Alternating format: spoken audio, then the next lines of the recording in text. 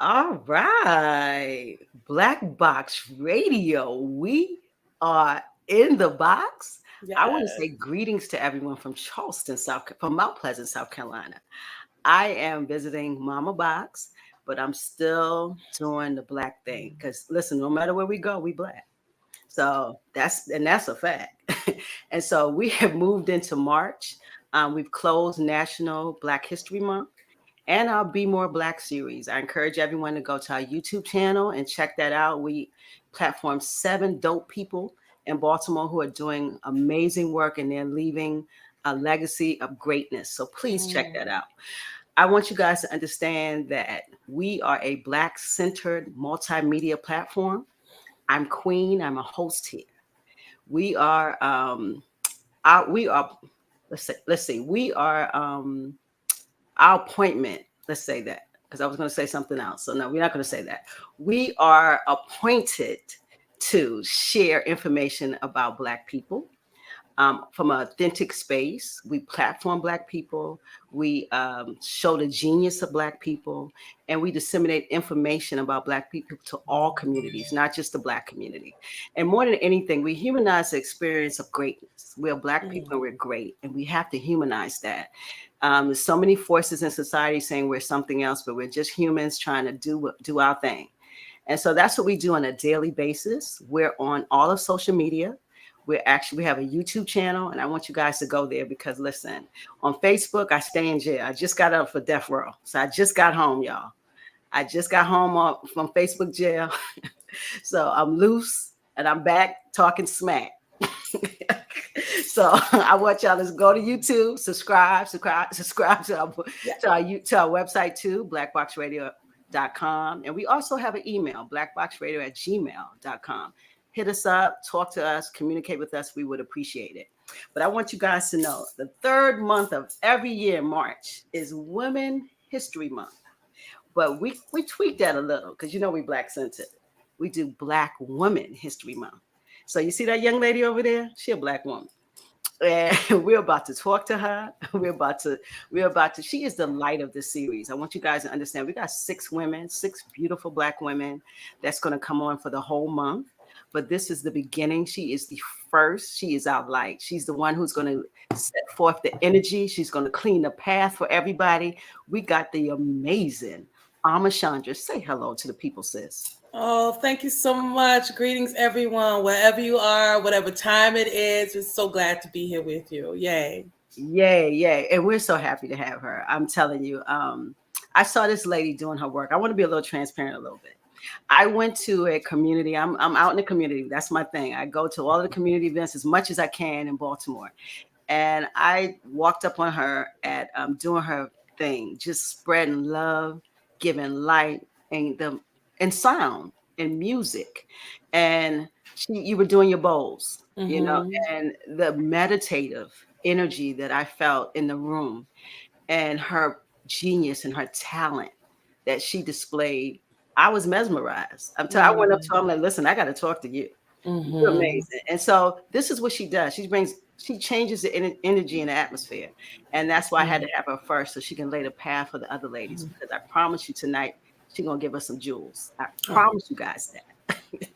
I promise you. So, Awashonda, I want you to tell the folks first. Who are you? Where you from? In Baltimore, they big up their high schools, but I know you're not a Baltimore girl. We are implants, both of them. Yeah, so I wasn't raised in Baltimore, but I grew up here in Baltimore in terms of my young adult years into where I am now.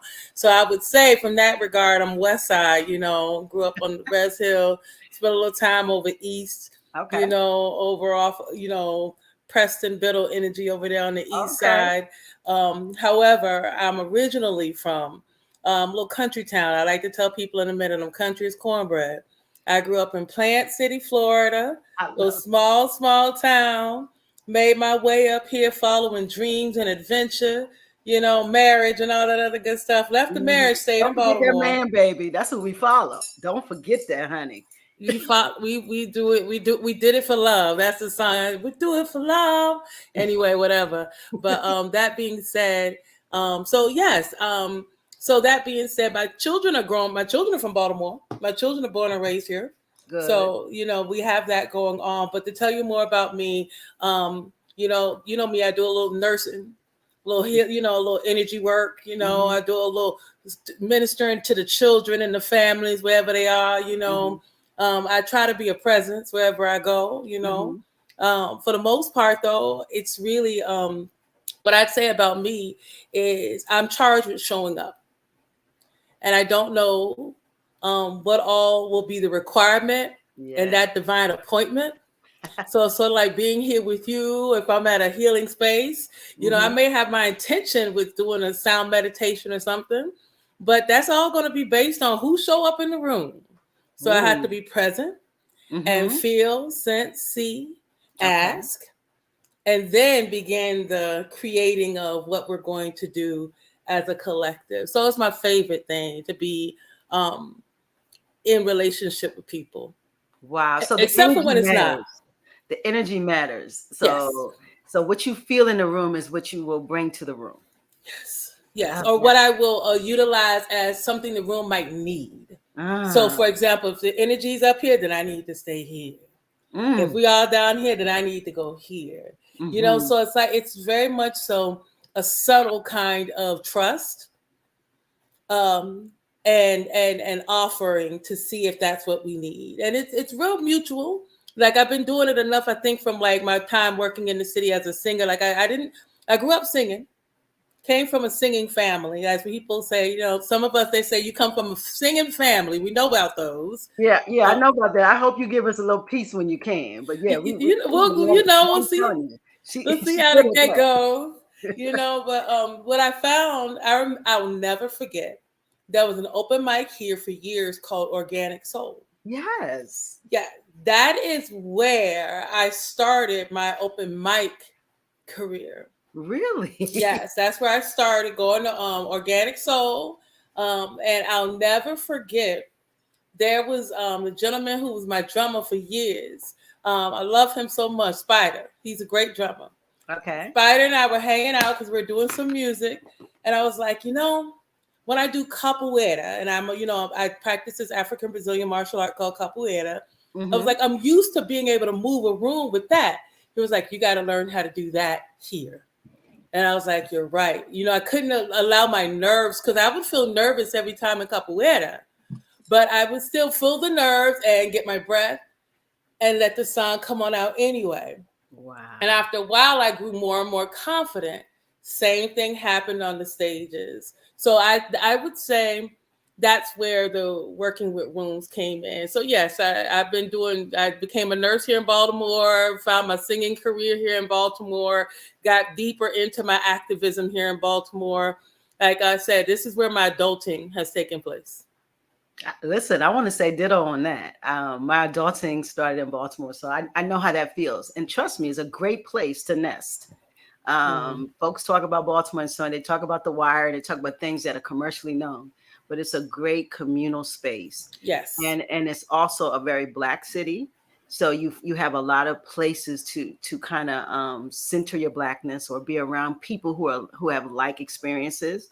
So that's a blessing. So we always want to shout out Baltimore. Big up to definitely. When I went home for a minute, back to Florida for a little minute during COVID, I went to see my mama. Exactly. We go home because we have to, right? You're in shock. Exactly. But I was there, and it blew my mind how much I missed the security, the comfort, yes, of the Blackness in Baltimore. Absolutely. Like, I didn't even realize how comfortable I was in our just beingness and being around a lot of us. It became like, because it was like a lot of, there's a lot of general warmth with us, even in the city. That's one thing I loved about when I first moved up here. I said, there's a warmth here. Yes. And it didn't matter that people, even the trash talking is still warm. Like, people talk trash while they helping you. They talk trash, but they helping you. But I could be in some neighborhoods and I'll be standing on that corner forever if I'm waiting for somebody to pull over and help me. You better know it. Certain neighborhoods, we like, they don't help around here. You better have AAA or you on your own. AAA, and you on your own. That is the truth. You might need a little more than AAA, but make sure it ain't triple K. Let's tell move the on. truth. Tell the truth. Let's move on. We down south. Yes. So listen, what you said was like what this Sista Circle is about, because we've been able to kind of experience the same things. Like Baltimore brings this genuine love, this genuine connective. You feel connected. There's a linkage there with the people. And that's why when you see yourself, it's important, and being around you or things that are like you is so important, because I'm now in South Charleston or Mount Pleasant, and we're in a place that's majority another population, and you feel it. It does not feel as warm.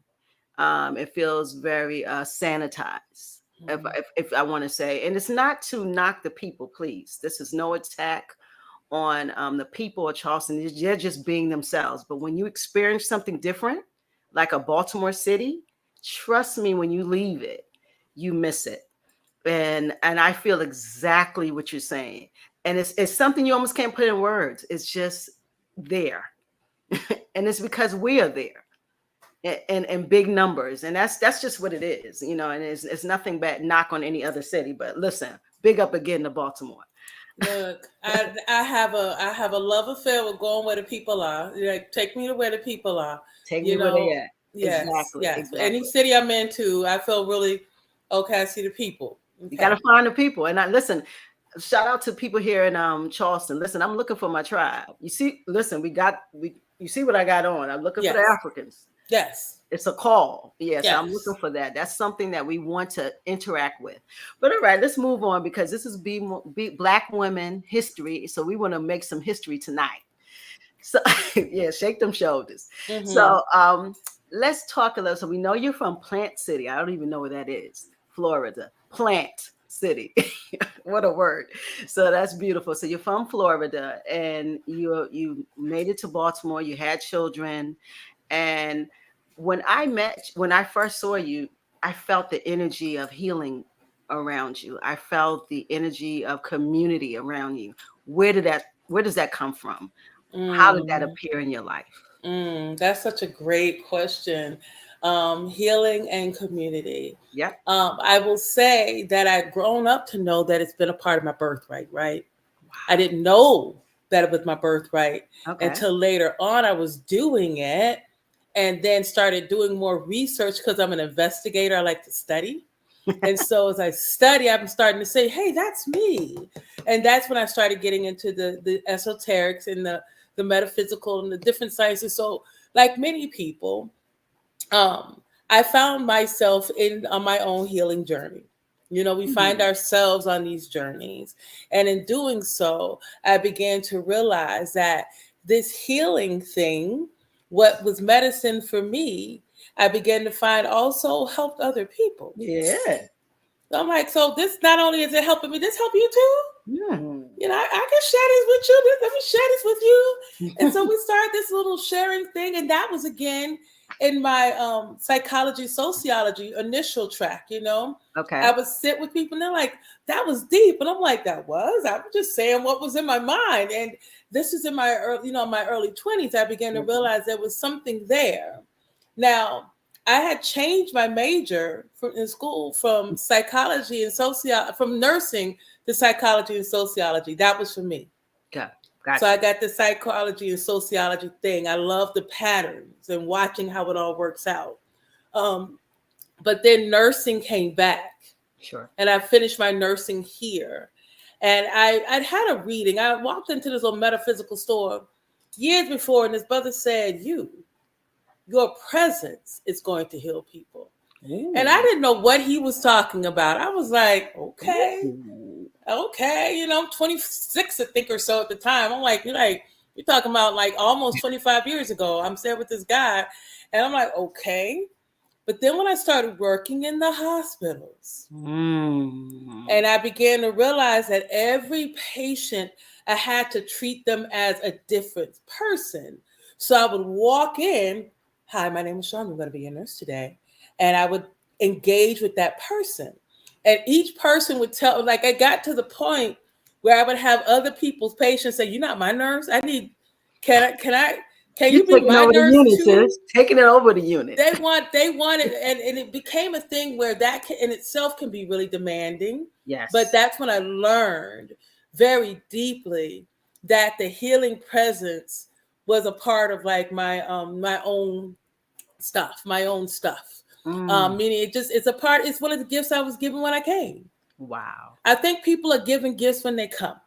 Like I have those people who, as soon as they turn, you ever meet those people who got that no nonsense energy? As soon as they walk in the room, everybody get quiet. Like, oh shoot, let's get right. And they don't even do anything. They just walk in. They just have that energy. I have a different energy. I have the energy of people feel safe around me. They feel safe around me. I agree with that. And then it takes into, thank you for that. It brings us into the community. I grew up in a little small town. When I say Plant City, it's between Tampa and Orlando. We had one main road. Like it's grown up a little bit more. It's like a suburb to Tampa, but you still got to drive like 30 minutes. It's like, so it'd be like Laurel. Yes. Kind of like you got to drive out to the thing. But I grew up in this little town where being barefoot and walking all over, having the people up and down the street know your name, and if they don't know your name, they'd ask who your people were, and they knew your people. Yes. And that whole relationship to each other started there from, my childhood, but it was there when I didn't know anything like community till I went to FAM. When I hit Black World, when I hit Florida A&M University, that's where it starts, baby. Black World, HBCU. I got right. I was like, oh, this is Black. This is me. This is me whole. This is me. And the community began growing there. And over the years, I've understand the power of relationship. So many of us can be restored by right relationship, but we can't get to right relationship because we got to do the healing work, right? So they go together. They go together. So that's why, like, it makes sense for me that they both kind of live with me, the healing work and working to be a community anchor and working on being right relationship with myself so that I can be in right relationship with you. I want to be in right relationship with folk. Listen, that's very powerful because healing is a responsibility for the person and the healer. And so that's what I want to kind of talk about too, because when you're doing this type of healing, it can get heavy. And I want to know, how do you keep yourself? You have children, you're raising children, and you have Ama's life. And, and Ama's, the things that Ama wants to do in life, because we all have our journey and our path. Yes. How do you sustain you when being a healer is heavy, baby? Child, by hook or by crook. That's how I hold myself up. I get by with a little help from my friends. I be holding on to my little mustard seed. Yes. I know that trouble, what they say, hard times don't last always. Please. So all of those, that mother wit, that great grandmama energy, it feels, I feel that energy. In fact, I've always aspired. I tell anyone who knows, so now everybody who's listening, y'all gonna know, it is my intention, so know this now, to be one of those elder women who you don't want to call you on the phone because she had a dream about you. You don't want her to be like, yeah, I need to see so-and-so. You don't want to wake up and like, I want to be one of those women who, as soon as they meet you, they can feel everything around. They may not know everything, but they know to pay attention.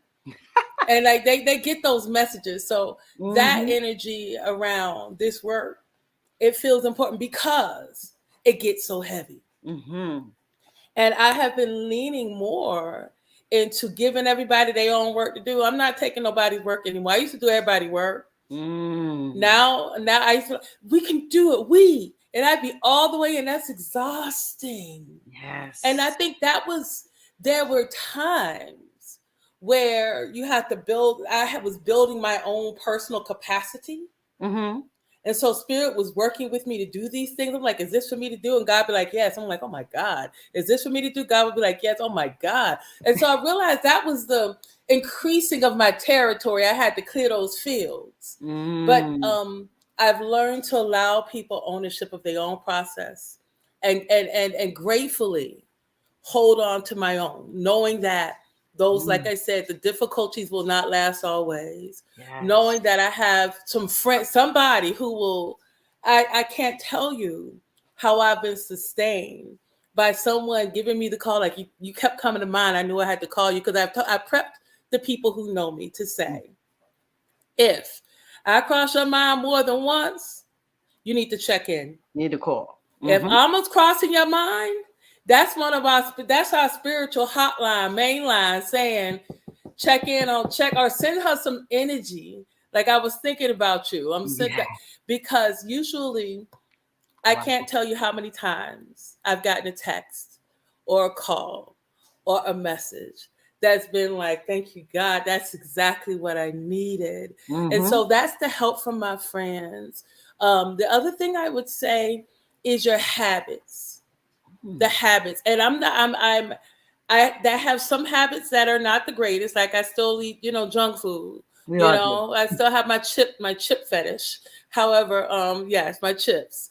But all of that to say, though, my awareness of healthier choices stays present with me.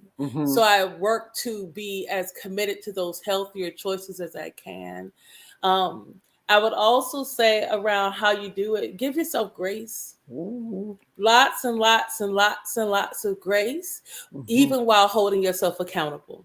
And that balance, like, I gotta hold myself accountable, but I also need to be kind to me, because I'm out here a lot. I've realized at times it's easy to forget you're doing like amazing amounts of work. Yes. You're like literally holding a business in Baltimore, in Charleston, globally, setting up and making connections and taking, like, when you start looking at the number of things, I told my friend the other day, so many people just go to work and go home.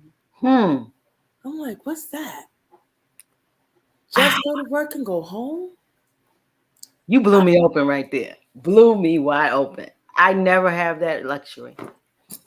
What's that? Who just goes to work and comes? You ain't got a second or a third or a passion or somebody calling your name that you got to now tend to? And some people don't. They don't. And I think a lot, not to attack them, but they're not living in purpose. I don't think it's purposeful to just go to work and come home. And I'm not saying you should be this healer and somebody who's going out to, but we have to connect to things around us, and it's more than jobs. It's more than capitalism out here. Let's talk about that. There's more. It's a thing called community. there's a thing called connection. Yes. There's a thing called like ancestral memory. Did you say ancestral memory? Let's go. Let's hit it. So there's some things there that we have no thought about, because we need to heal the trauma. See, when you get past your trauma, you can look to things that you particularly will make you a well-rounded human, because capitalism isn't it. Money isn't it. I don't care how much money you got, you will be miserable. Healing is sweet over here. And I'm not saying I'm all the way healed, but it's sweet. And I'm working towards it. And so that's what I'm saying too. If you are going home and you have no other thought than you and your work, I want to check you for a minute. And it's no attack, but connect. Come back. There's some ancestral stuff that you need to do in your life. What do you think about that statement? I agree with you. We need you. We need all hands on deck. All day. Half the work that I'm doing is because there are people who are not doing work. So we end up having to show up in overdrive, putting hands in struggle, because other folks, for whatever the reason, the story, the justification, even the limitations in their own ability, that reality is somebody is having to do it. Somebody has to take up your piece. And when we have everybody willing to engage, even willing to be curious, even to say, I don't know what to do. You don't know? then maybe I can help you with some thoughts. I love to do this even with the children. Community curious. I'm fine Look, with that. when you start saying you don't know, and I say, but let's get curious, and I start throwing out ideas, you know what people do immediately? What? Start countering with their own ideas. Oh, I thought you didn't know. So it seems like you do know. Yes. And then we can start getting into the key, which is why the healing part comes up. Mm-hmm. Most people don't feel safe to be authentic. And so I have my hand at my root, like my hand is down at my root. Mm-hmm. That is foundational. They don't feel safe. Mm. And that's going to be talking about their finances. That's going to be talking about their housing or their ability to live. But it also gets into their emotional safety. How do they feel when it comes into their ability to even express or to exist? Some people don't even feel like they have the right to exist. And they may not say that out loud, but it will show up very quietly. In behavior. And behavior, very quietly and loudly in behaviors. Yes. And so those subtle and blatant ways in which we begin to witness ourselves, that becomes your opportunity to break through. Break through into, what is calling me forward. And it's courageous work. I'm thankful that creator, or however you choose to work with the Most High, the Supreme One. But I will tell you, there are people who say that really wish they didn't go through what they've gone through. I'm just so grateful that I don't look like what I've been through, because if I look like what I've been through, you better say it'll be a mess. This will be a hurricane sitting in front of you. But it's not. It's not. It's not. This is peace and pleasure and the opportunity to sit in your glorious glow. Like, I am enjoying sitting here with you. I'm like, I didn't meet you with the lipstick. Like, we're going to do this again just so I can pop with the lipstick with you. We're going to both pop melanin brown lips just shining and saying, hey, to all the people. That's it. I'm going to meet you here. But being here, this is what makes it worth it. Yes. I just know that out here, the choice to show up is constantly being given. We're constantly being given the opportunity to show up. Yes. Yes. And I will also say, show up at your level. I'm just gonna show up at mine. I'm gonna show up at mine, and then we live inside the land of the undisputed. Because if you dispute me, then that means we can both be here together. There's no animosity. There's no only me over you. Like, we can both be here. It's cooperation. Yep. But when we start talking about not wanting to, not willing to, then to whom, evidently that to the victor go the spoils, the one who's willing to take those victory marks. And something a friend told me, I'll share this with you. Okay. A friend shared with me a while ago. It was one of the most healing things ever.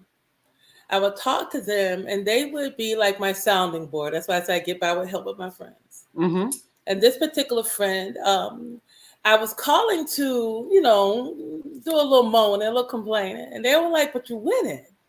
And I was like, but I'm not winning because... And I'm saying all these reasons why, and they're like, yeah, but you keep overcoming. Every time I talk to you, you tell me how you're working it out. You tell me how you're navigating it. And he's like, most of the things that you're even dealing with because other people aren't showing up. And that's when I was like, well, I do win.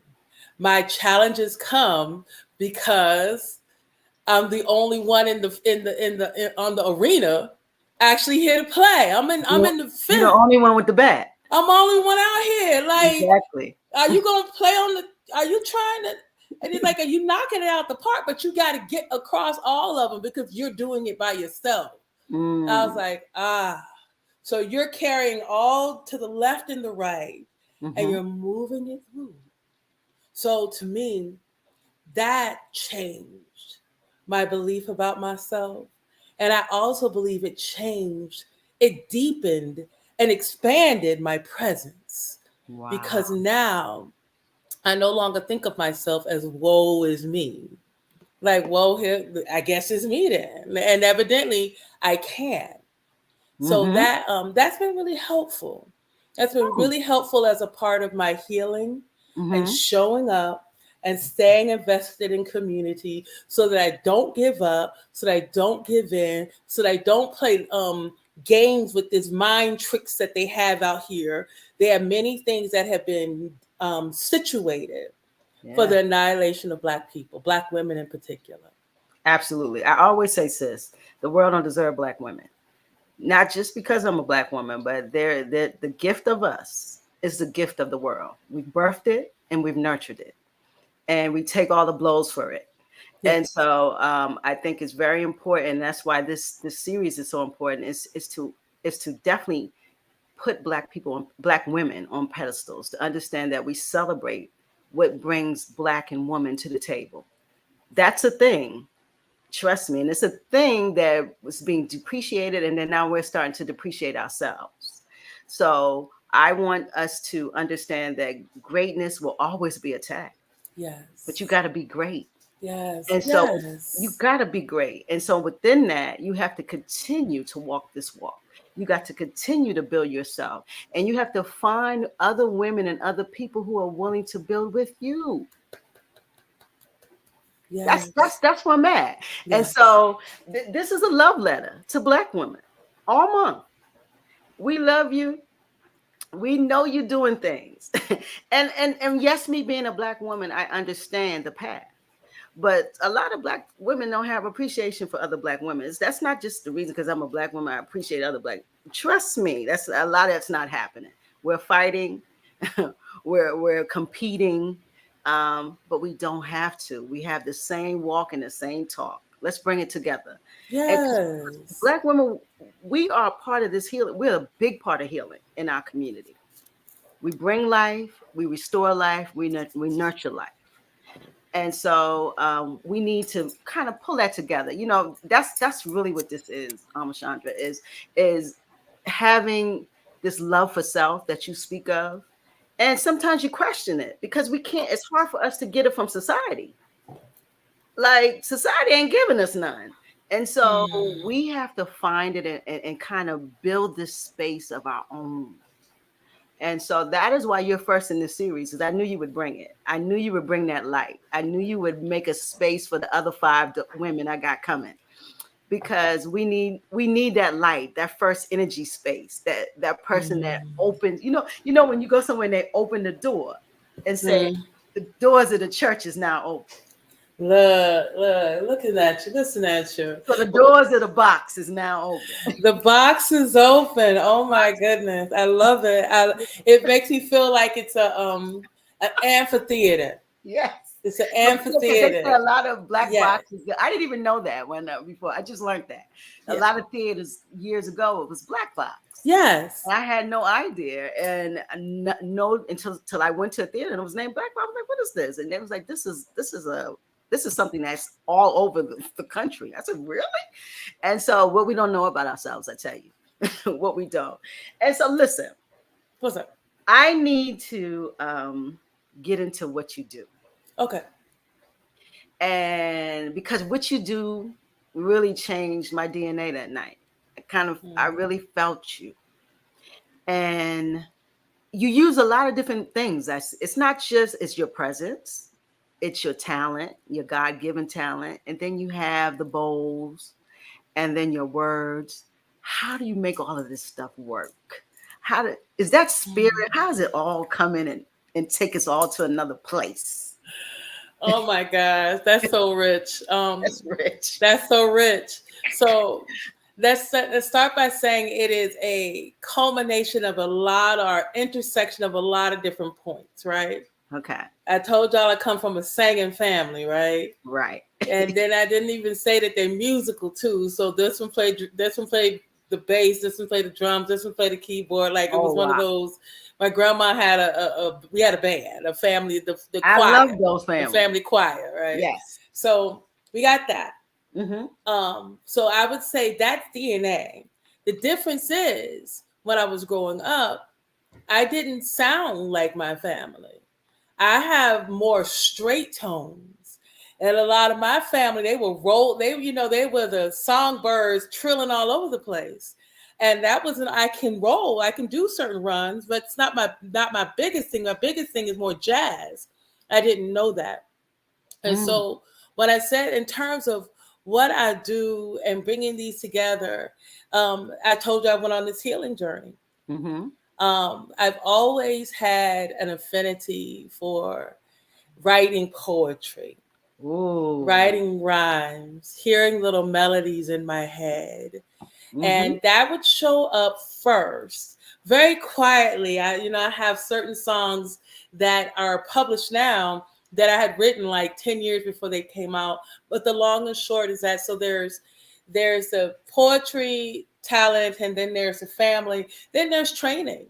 I Mm. started, I started singing capoeira, improvised Brazilian songs that were all melody driven, singing that. Yes. Going to the open mic, Organic Soul, and others, Yes. where you would have to sing on cue.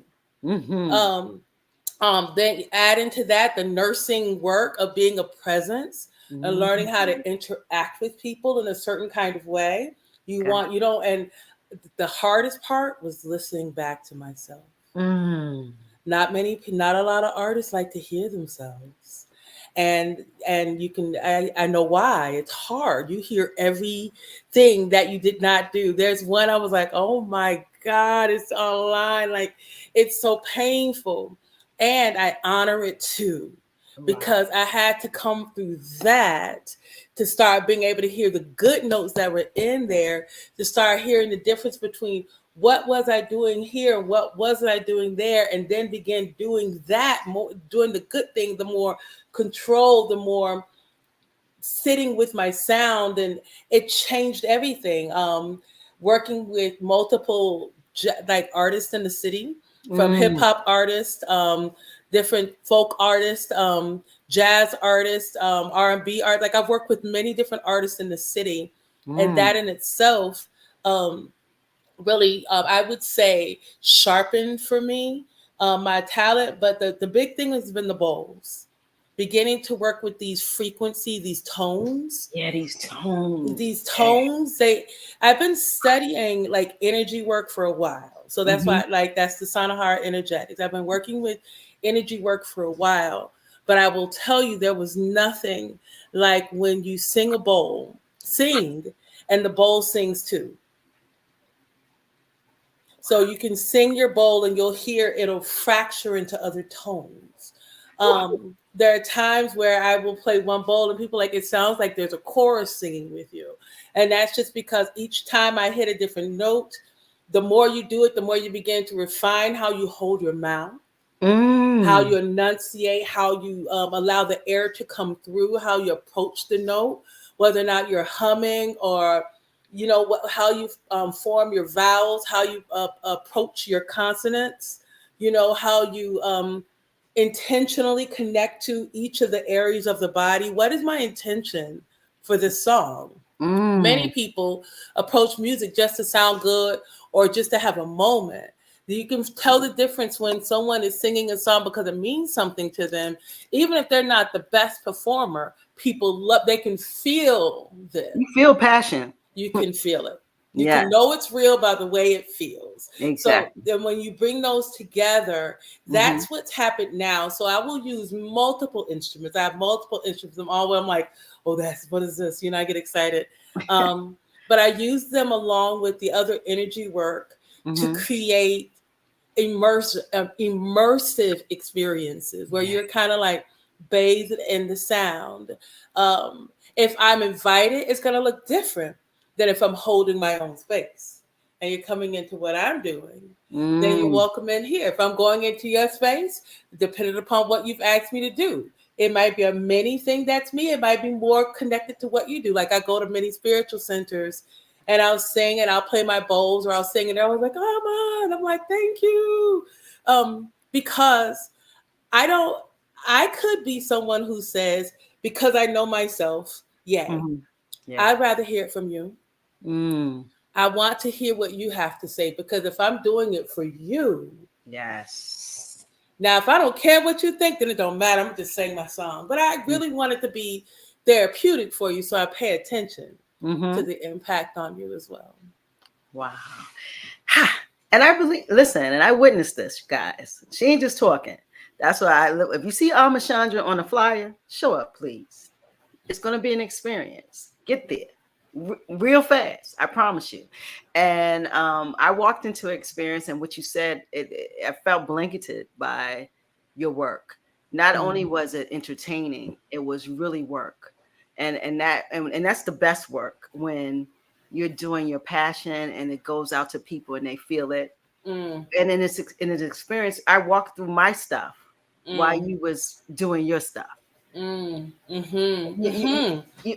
feeling me? Go ahead. I do know that part where there's a mutualness. There's a mutualness, and because we together. Yes, and because when I don't think we all have to be right here like it's always like this. Sometimes it's like this, and sometimes it's like this. Yep. And sometimes it might be like one little like this. But as we are all coming together, that's the long game strategy. We got to be here long time. Black women, we have to take good care of ourselves, good care of our families, get that in our being, that we care for ourselves, undeniably, like unapologetically care for ourselves, so that we can be here. Present. We got to be here long, because the young ones, they only starting out, so they don't really know what the wave look like. They don't get it. They don't know yet. They got to see the way. And some of them are born with awareness, but still not enough years. Yes. You need that wisdom of living, experiencing. Yeah. We got too many people who leave too early. Too many people leaving too early or staying here without contributing anything. That's a saying in the country. And they say the good people go first, and leave all of these people who ain't doing a damn thing. So, but I think God has reasons. Yes. And everyone here they're here for a reason. And I think that we have to look at that. Like, if they are doing a damn thing, how can we inspire them? What would be the inspiration to do a damn thing? And that's something that we have to look at as a community. I agree. Because we can't, I think we live in a westernized civilization that puts people away. And we've came into that. We got the elder care. We put our elderly away. We put the young people away if they make a mistake. We put the people who are developmentally disabled away. Everybody go away if you're not regular. And who is regular? Because all of us are very not regular. Who is regular? Who is the standard? Who's the standard? I want to know.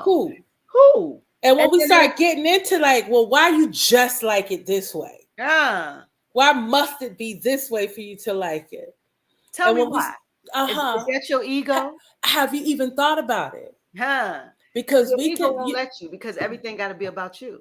Well, we're studying currently in the work I do. I do work with children. So I do this work in the city where I do the circle time, and I teach music theory and songwriting and creativity to these children. Oh, that's my Mama Ama Circle Time. Yeah, we go. Mama Ama Circle Time, and I do it with Arts for Learning. And I work with these children. So far, I've been working with I want to say 5-year-olds to 12-year-olds. Oh, beautiful. And it's been really rich. But what I will tell you is that energy that you're speaking of right now around who is going to, and of course the thought just jumped out of my head when I started telling you about my Mama Ama Circle Time and that whole thing. So the thought just jumped out of my head. So I ain't gonna even pretend to try to, usually I can talk myself back into it. Well, let me talk you into it. That's my job. Yes. Let me talk you. Okay. So the mom, you were talking about your circle time with your children. Right. And then how it influences how you work with them. Yes. And influence the connection to community. And it starts with our young people. Yes. We need to put them into a connect, especially that age. It's so impressionable.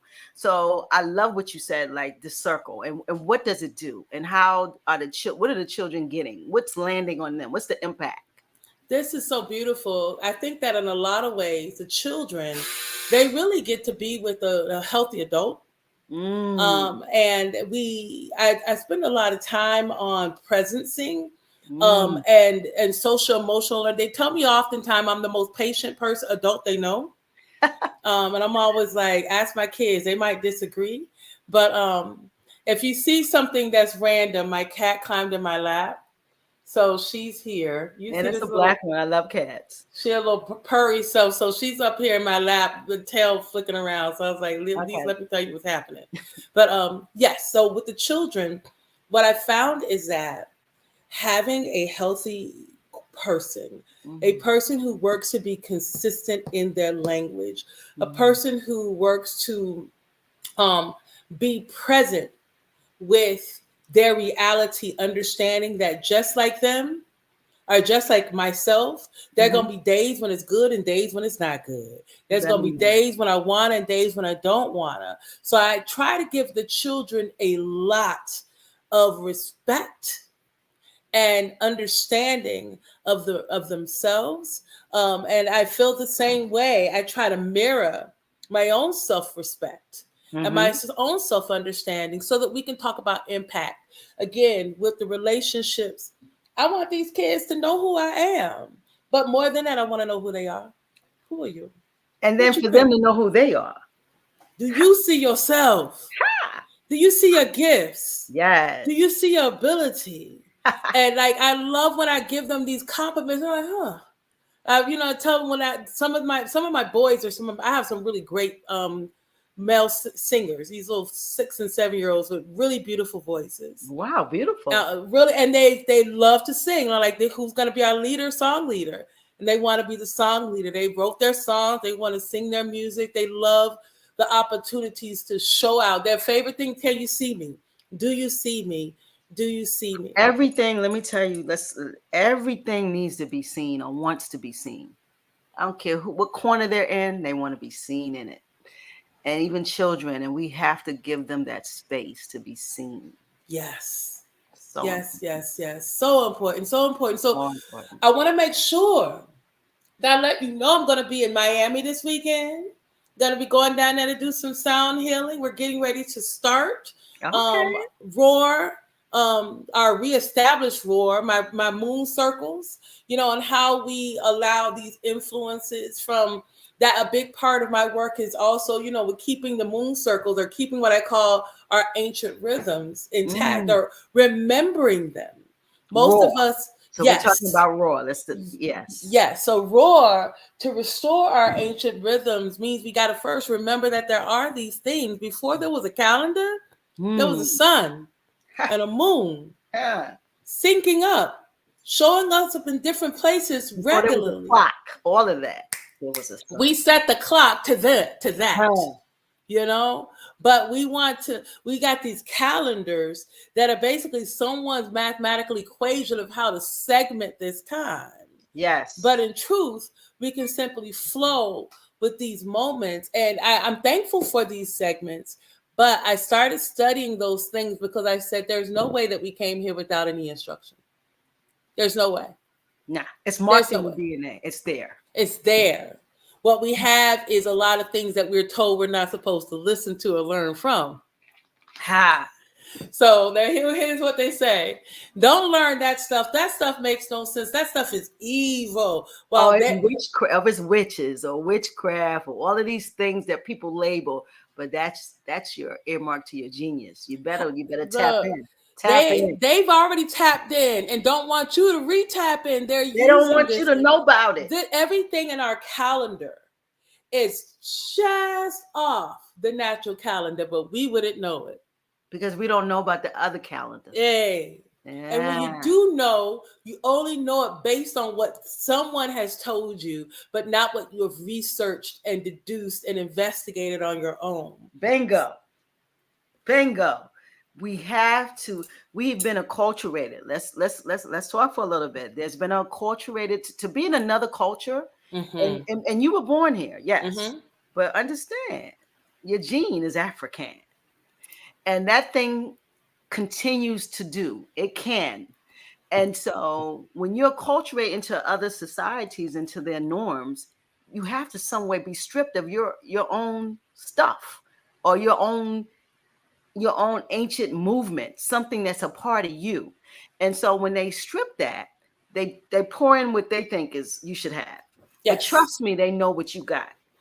Always. Because you don't have to strip greatness. If it's not great, you don't want to strip it.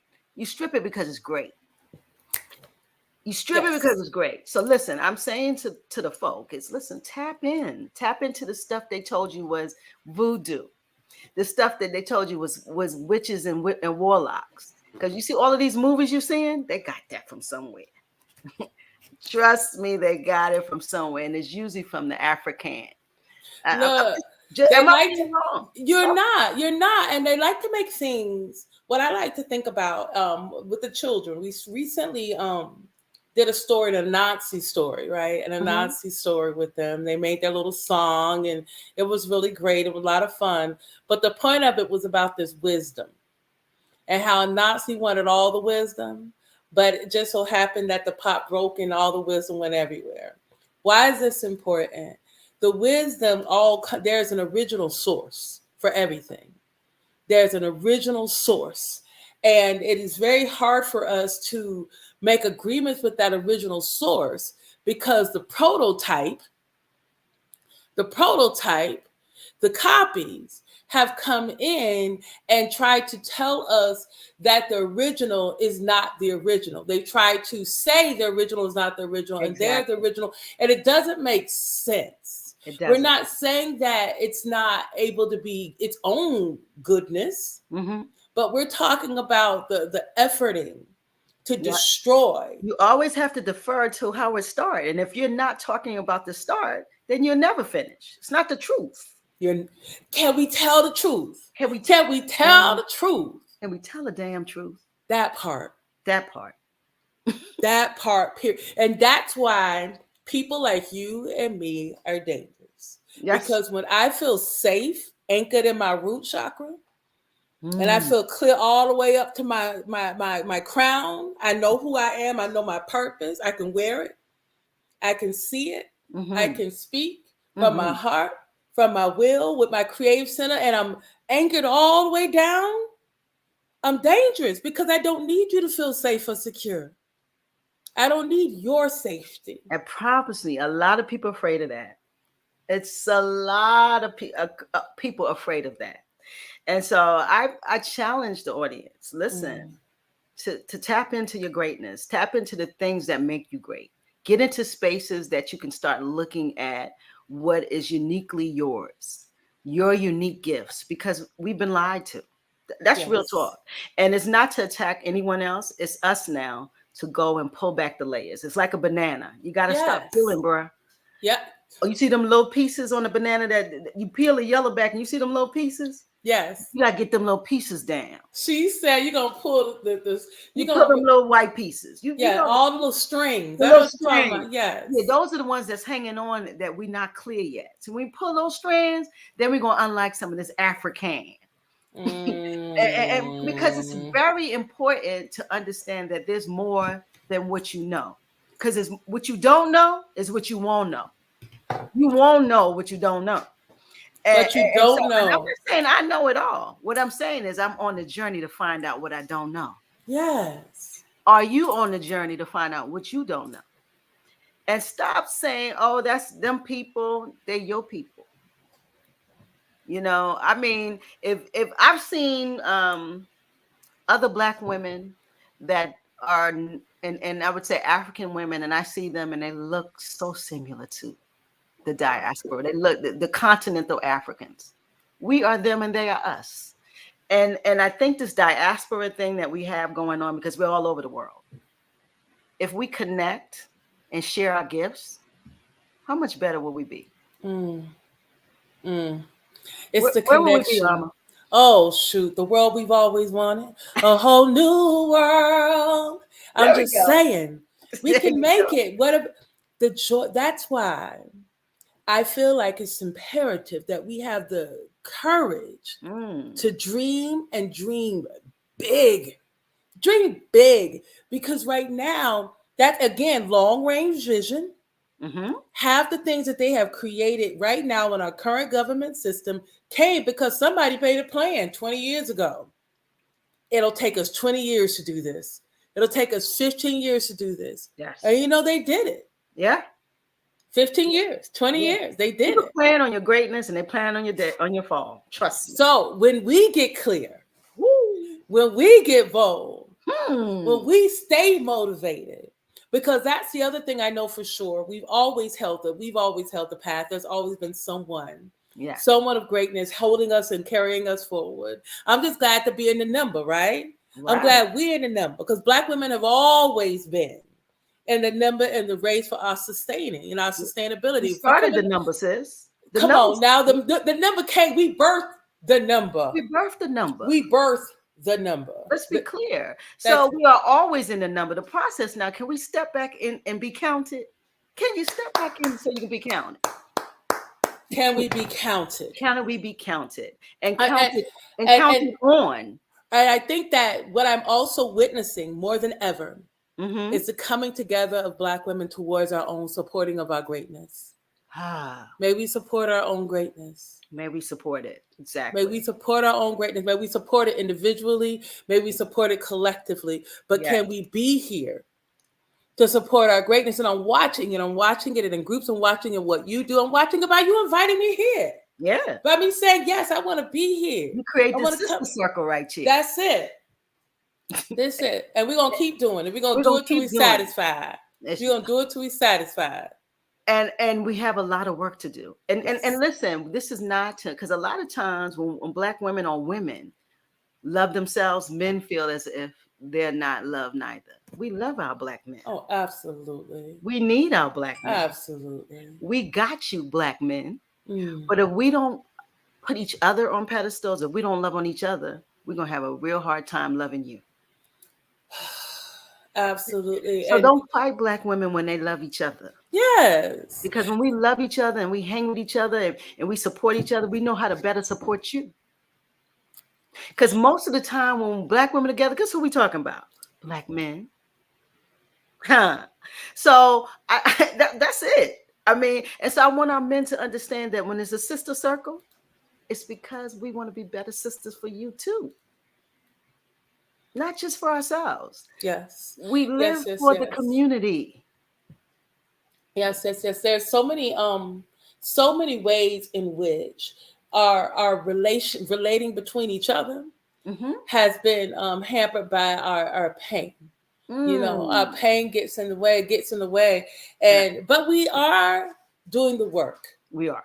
I see so many Black men doing the work. I see so many Black women doing the work. I'm doing the work. You're doing the work. Like we got what is it? We got sweat in the game.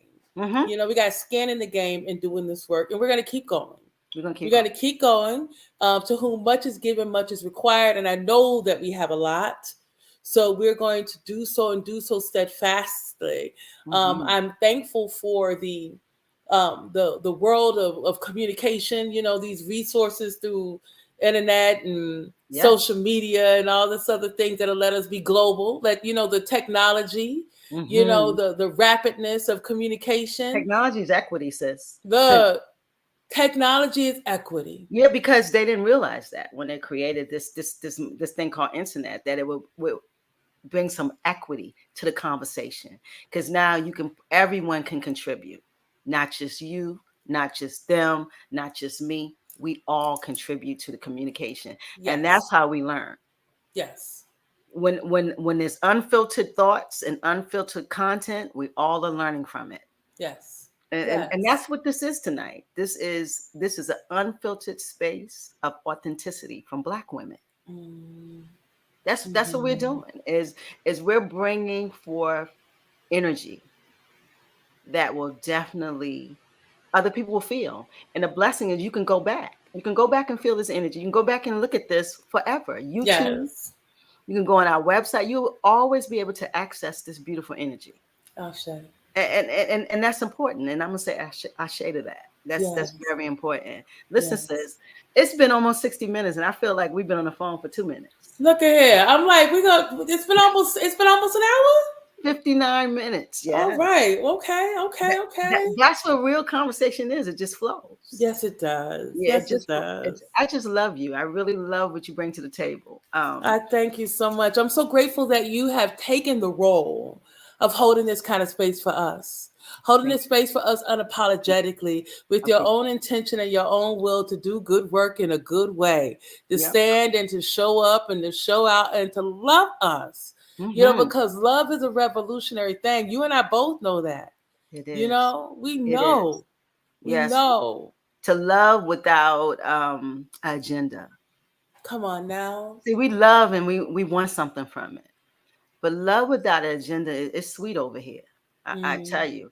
One thing we're gonna do at BlakBoxxRadio, we're gonna have a lot of success without no mess. All right, now success without no mess. Without mess. I heard that. And when we see a lot of mess out here, and I'm not targeting no one else's the way that they communicate, but we're here to uplift Black people.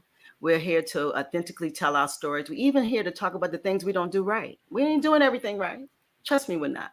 But at least we have a space to talk about it from our own mouths, from our own experiences. And that's what we bring to the table. So everyone who comes here, Sister Ama, everybody leaves a jewel. So we need your jewel. I need you to drop something on us. It's your space. Okay. To leave you with something as we start this Women History Month for 2024, I will leave for you belief in your plan beyond your feelings. That understanding that right now, those within the sound of my voice can receive the truth that not only are you victorious now, you were victorious from your birth. And so as we come here and the plan of our existence expands, know that we're going to feel different ways. Know that we're going to feel all the ways, all the things that come from this transformation that we're going through. But to keep building that beautiful plan, to keep believing in and building out that plan, whatever it is. Get clear on purpose, build out your plan, and move towards it regardless of the feelings, because the feelings can come and go. The feelings can change. But our work, our purpose, the calling, it will always remain. That's bars. That's absolute bars. That is beautiful. I love that. These jewels, they invoke a lot. And so I appreciate that. Listen, I appreciate you. Thank I appreciate you. the work that you are doing in community. I appreciate what you're doing with young people, because the ages that you're working with are very impressionable. And to be able to pour into them at the time where they're learning to be who they are is a blessing. I appreciate your willingness to share with us tonight and be transparent. As my sister, I love you. I appreciate you. And I thank you for the time that you spent. And you've definitely enriched my platform. For that, we say thank you and Ashe. Thank you, Madasi. I appreciate you so much. It is a beautiful time. I thank you for this opportunity. I can't wait to check in and hear how the other talks go. It should be a continued wonderful unfolding for this March History Month, this Black Women's History Month. That's right. And you have opened the doors to the box. Ashe. The doors to the box are open. The doors to the box is open. So I say to you, bless you. Bless the black boxes. Yes. Guys, all the black boxes. All the black boxes out there. Please go to our YouTube, check the whole. If you haven't seen this whole thing, you need to. If you need to go back to it, hit it again.